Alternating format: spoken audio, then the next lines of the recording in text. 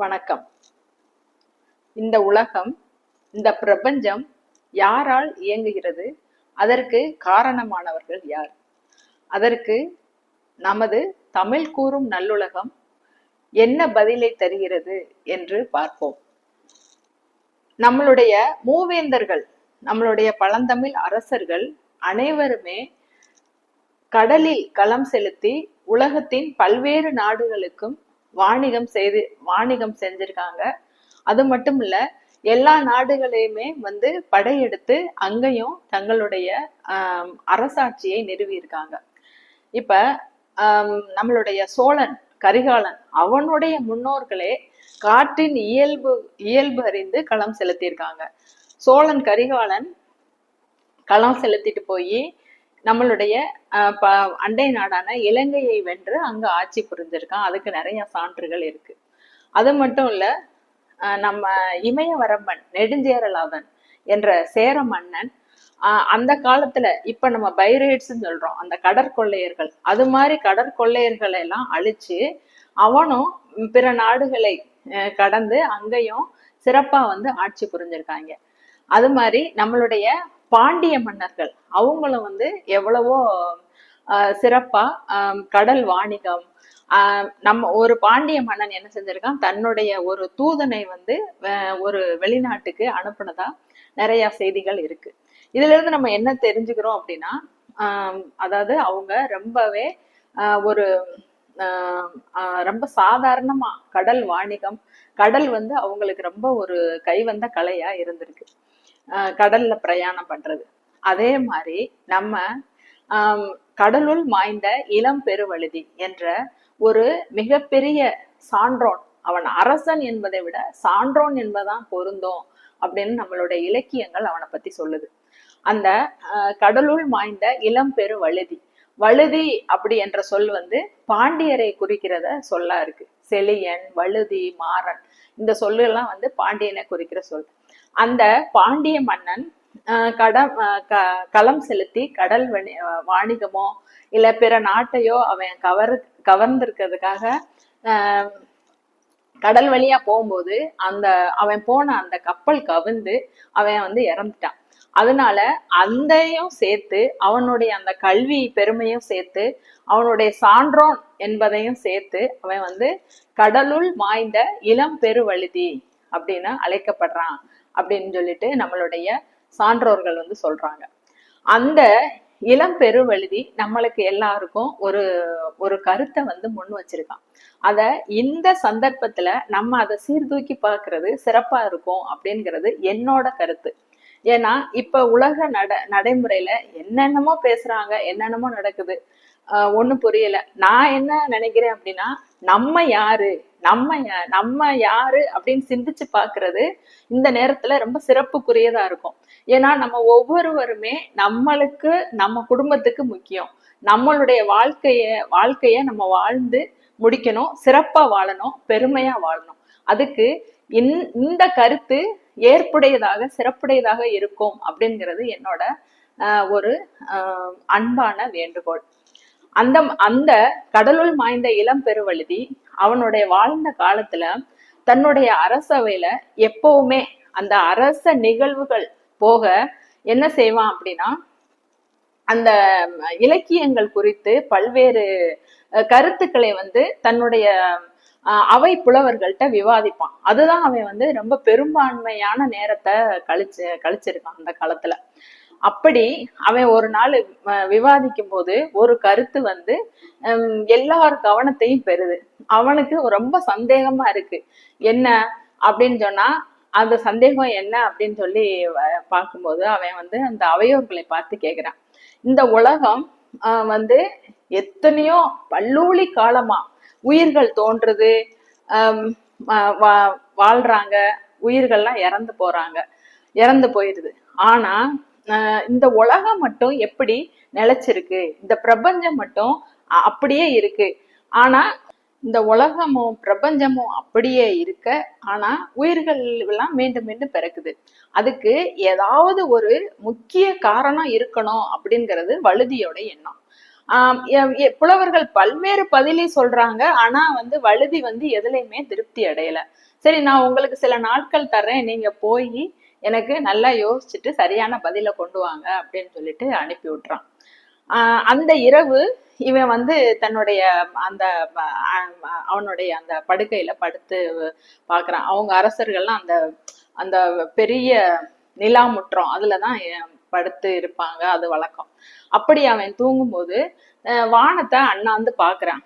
அப்ப அவனுக்கே சில சில எண்ணங்கள் வந்து மனசுல ஓடுது. அந்த வானத்தை பாக்குறான்.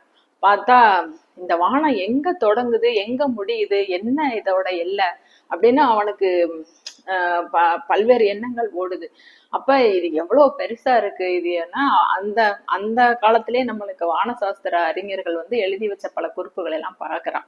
பார்க்கும்போது புராணத்துல இருந்து ஒரு துல்லியமான ஒரு கருத்து சொல்லப்பட்டிருக்கு. அது புராணமா இருந்தாலும் அந்த கருத்து ரொம்ப ஏற்புடையதா இருக்கு. அது என்ன அப்படின்னா, பெருமாள் பார்க்கடல்ல படுத்திருக்காரு. அவருடைய அந்த வயிற்றிலிருந்து ஒரு தாமரை, அதுல அந்த தாமரையில ஆயிரக்கணக்கான இதழ்கள் வந்து இருக்கு. அந்த இதழ்கள்ல ஒரு முனையில ஒரு துளியில இருந்து தோன்றுனதான் இந்த கோடான கோடி அண்டங்கள். அப்ப மீதி இருக்கிற அந்த தாமரை இதழ்களுடைய அளவு என்ன? தாமரை தண்டு இருக்கு, அதுக்கடுத்து பெருமாள் இருக்காரு, பெருமாளும் ஒரு பார்க்கடல்ல தூங்குறாரு. இவ்வளவும் சேர்ந்ததான் இந்த பிரபஞ்சம், இந்த மொத்த உலகம் அப்படின்னு சொல்லி சொல்லி இவனுக்கு தோணுது.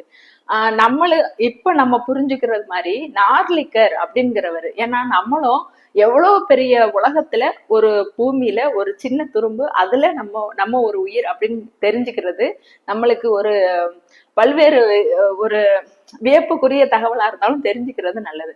நார்லிக்கர் அப்படிங்கிற ஒரு பெரிய அறிஞர் இன்னும் ஒரு கருத்தை ரொம்ப சிறப்பா சொல்லியிருக்காரு. இந்த பிரபஞ்சத்தை தெரிஞ்சுக்கிறது எதுக்கு சமம் அப்படின்னா, ஒரு ஒரு உருளைக்கிழங்க ஒரு பூச்சி துருவி ஆராயறது மாதிரியான இந்த நிகழ்ச்சி. அந்த உருளைக்கிழங்கு ஒரு பெரிய கண்டெய்னர்ல இருக்கு, நிறைய உருளைக்கிழங்கு இருக்கு, அதுல ஒரு உருளைக்கிழங்கு தான் நம்ம இந்த பிரபஞ்சத்தை ஆராயிரோம். அந்த அந்த கண்டெய்னர் ஒரு பெரிய கடல்ல போய்கிட்டு இருக்கு. அது மாதிரி எத்தனையோ கண்டெய்னர் இருக்கு, கடல் இருக்கு.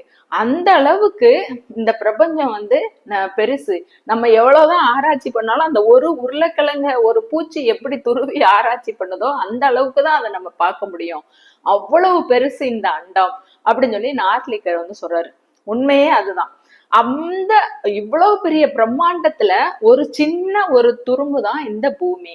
அதுல நம்ம இருக்கோம். ஆனா நம்மளுடைய நினைவுகள் எப்பேற்பட்டதா இருக்கு அப்படிங்கறது சிந்தனைக்குரியது. நம்ம எவ்வளவு பெரிய பரந்த மனப்பான்மையோட இருக்கோமா, இல்ல குறுகிய மனப்பான்மையோட இருக்கோமா அப்படிங்கறத ஒரு பெரிய கேள்விக்குறி.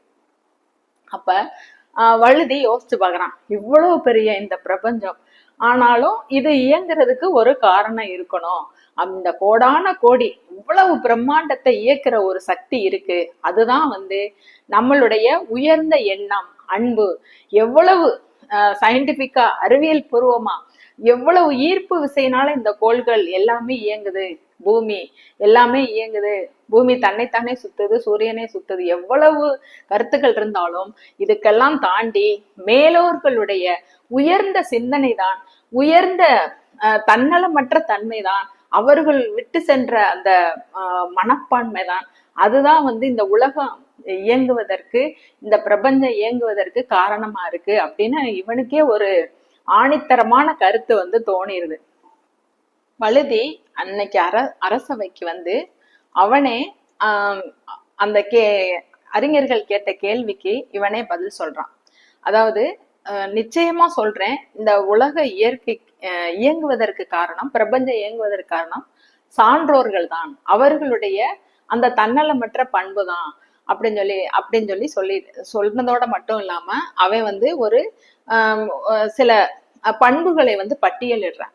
அதாவது முதல்ல வந்து உணவு, கண்டிப்பா எல்லா உயிர்களுக்கும் உணவு கண்டிப்பா கிடைக்கணும்.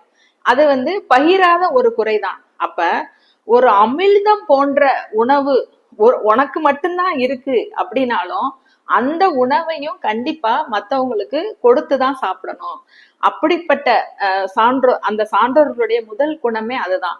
அப்படிப்பட்ட சான்றோன் அவங்க என்ன செய்வாங்க அப்படின்னா என்னைக்குமே பிறர் மேல வெறுப்பே அடைய மாட்டாங்க.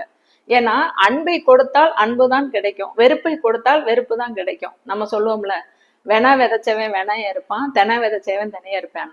அப்ப கண்டிப்பா எல்லார் மேலையும் அன்பு செலுத்த வேண்டும்.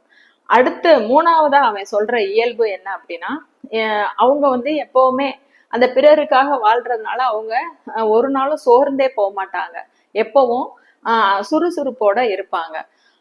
அப்புறம் வந்து பழிக்கு அஞ்சி வாழ்வாங்க. ஏன்னா பழி அப்படிங்கிறதே வந்து தீமையினாலதான் வரும்.